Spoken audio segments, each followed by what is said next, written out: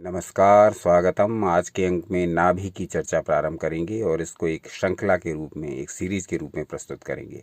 नाभि को जानकर हम बहुत सारे रोगों से निदान पा सकते हैं, बहुत सारे रोगों से छुटकारा पा सकते हैं, बहुत सारे रोगों से अपनी रक्षा कर सकते हैं यदि हम नाभि के रहस्य को समझें।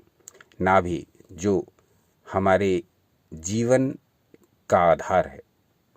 गर्भ में भी हम नाभि से ही पोषण प्राप्त करते हैं, परंतु बाहर आकर हम इसको भूल जाते हैं। इतना उपेक्षित अंग बना देते हैं नाभि को कि इसको हम हमेशा ढक कर रखते हैं, इसकी कोई केयर नहीं करते, इसकी कोई सुध नहीं लेते, इसका किसी भी प्रकार से इसको ऊर्जा देने का प्रयास नहीं करते। बाकी अंगों के साथ हम ऐसा नहीं करते, परंतु नाभि की उपेक्षा करते हैं, जबकि ये नाभि हमारे पूरे शरीर का केंद्र है, सेंटर है।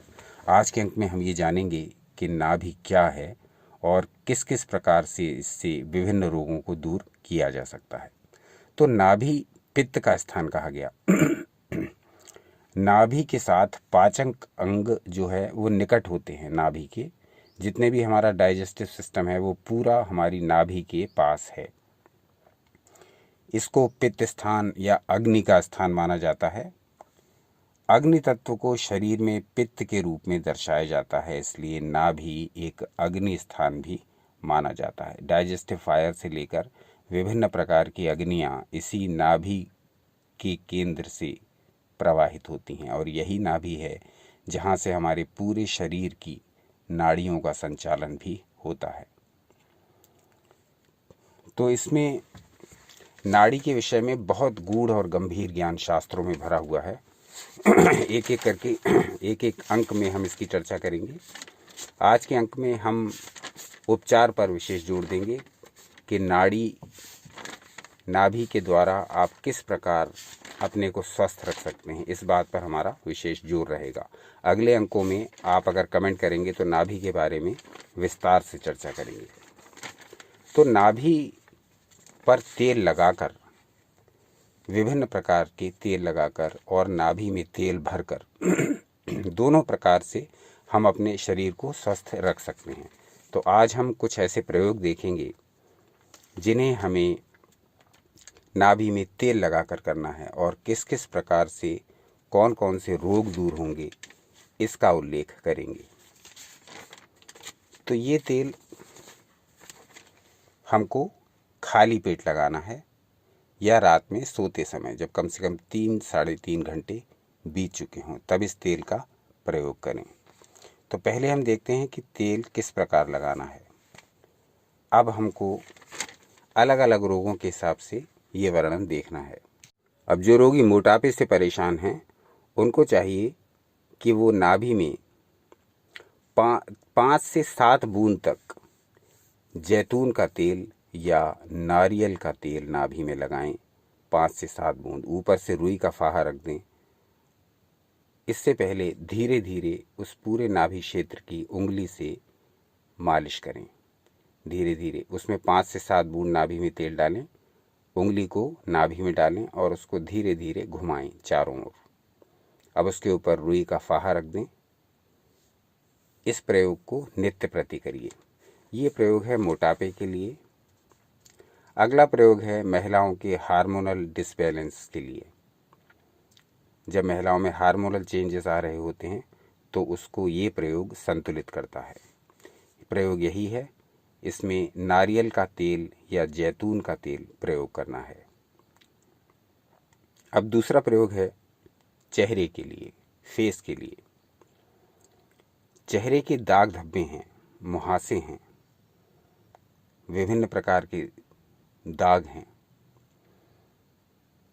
इनका समाधान करने के लिए नाभि का प्रयोग किस प्रकार से किया जाएगा। नीम का तेल आपको लेना है। अब नीम का तेल इसी विधि से 5 से 7 बूंद तक नाभि में लगाना है। ये प्रयोग कुछ दिन करेंगे, आपको इसका स्पष्ट प्रभाव दिखाई दे जाएगा। इसके अतिरिक्त नीम का जो तेल है इसका प्रभाव इन रोगों पर भी होगा जैसे स्किन से संबंधित वो रोग, जिनके निशान स्किन के ऊपर आ जाते हैं, फोड़े फुंसियाँ आदि जो इस प्रकार के उपद्रव हैं, वो भी नीम के तेल को नाभि में लगाने से दूर होंगे। इसके अतिरिक्त चेहरे पर निखार, ग्लो और चेहरे की सुंदरता यदि बढ़ानी है, निखार लाना है, कांति लानी है, लावण्य लाना है, तो आपको नाभि में बादाम का तेल प्रयोग करना है। बादाम का तेल वही 5 से 7 बूंद लगा करके, रुई का फाहा लगा करके लेट जाएं। स्किन को सॉफ्ट रखना है, मुलायम रखना है, तब आप गाय के घी का प्रयोग करेंगे नाभि में, वही 5 से 7 बूंद रुई के फाहे के साथ। घुटनों में यदि दर्द है, तब आपको नाभि में अरंडी के तेल का प्रयोग करना है। घुटनों के दर्द के लिए अरंडी के तेल का प्रयोग। अब दूसरा प्रयोग है फटे रूखे होंठ, सूखी त्वचा, शरीर में कंपन, जोड़ों में दर्द, यदि इस प्रकार की समस्याएं हैं, तब आप सरसों के तेल का प्रयोग नाभि में करेंगे। तो ये प्रयोग हैं जिनको आप अपने घर पर अपनी सुविधानुसार, अपनी इच्छानुसार कभी भी कर सकते हैं, और ये प्रयोग इतने इफ़ेक्टिव हैं कि इनका प्रभाव आपको प्रत्यक्ष देखने को मिल जाएगा। नाभि हमारे शरीर का सेंटर है, केंद्र है, शरीर का केंद्र बिंदु माना जाता है। एक और प्रयोग है प्रजनन क्षमता बढ़ाने के लिए, रिप्रोडक्टिव पावर बढ़ाने के लिए आपको 3 से 7 बूंद नारियल का तेल प्रयोग करना है नाभि में। नाभि को आयुर्वेद में बड़ा महत्व दिया गया है और योग में भी।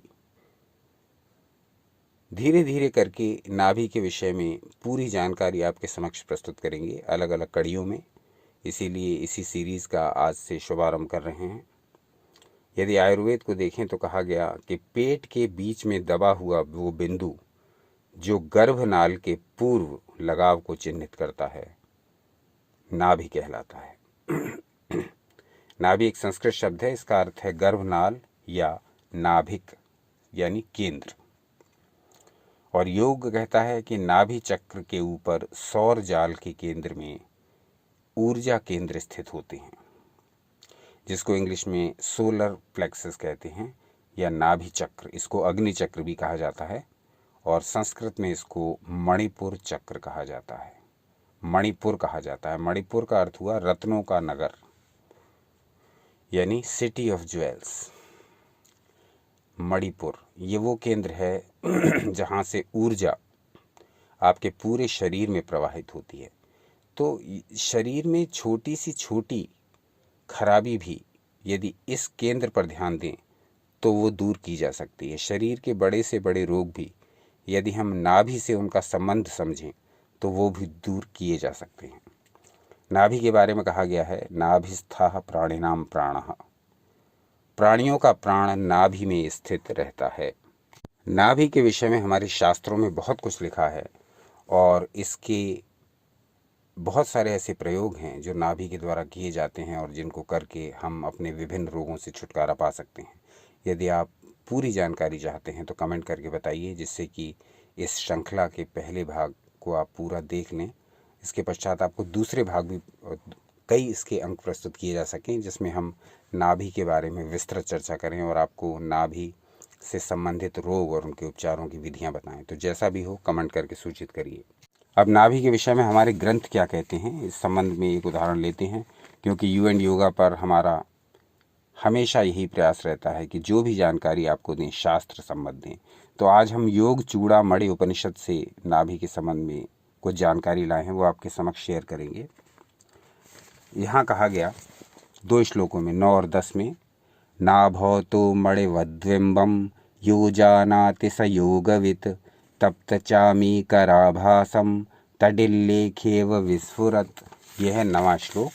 और 10वें श्लोक में कहा गया है त्रिकोणं तत्पुरं वह्नेर्धूमेढ्रात् प्रतिष्ठितं समाधौ परमं ज्योति रनन्तं विश्वतो मुखं यानी नाभि स्थान में मणि की आकृति वाले मणिपुर चक्र को जानने वाला ही योगी है। तपाए हुए सोने के समान आभा वाला, विद्युत की तरह प्रकाश वाला, त्रिकोण युक्त अग्निमेढ़ में प्रतिष्ठित है। समाधि अवस्था में उस स्थान पर अनंत विश्वतोमुख अर्थात परम ज्योति के दर्शन होते हैं। तो ये शरीर का वो सेंटर है, वो केंद्र है, जहाँ से पूरी बॉडी की ऊर्जा संचालित होती है, जहाँ से नर्व्स संचालित होती हैं, जहाँ से हमारा पूरा तंत्र का तंत्र यानी हमारा नर्वस सिस्टम जहाँ से पूरा प्रभावित होता है, पूरा संचालित होता है। तो इतना महत्वपूर्ण स्थान है हमारी ये नाभि, जो इतनी उपेक्षित है कि हम इसको हमेशा वस्त्रों से ढक कर के रखते हैं, इसकी केयर नहीं करते, इसके बारे में जानते भी नहीं, और विभिन्न रोग हो जाने पर इसके द्वारा जो समाधान हो सकते हैं वो भी हम नहीं करते हैं।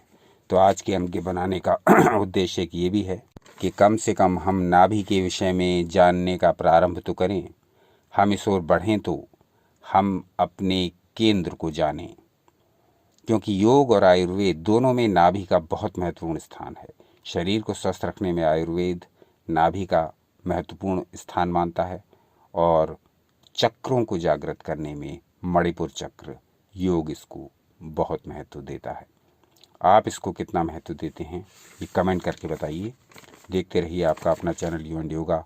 अपना अनमोल समय हमें देने के लिए बहुत बहुत धन्यवाद। सनातन शास्त्रों से जुड़े रहें, सदा आनंदित रहें।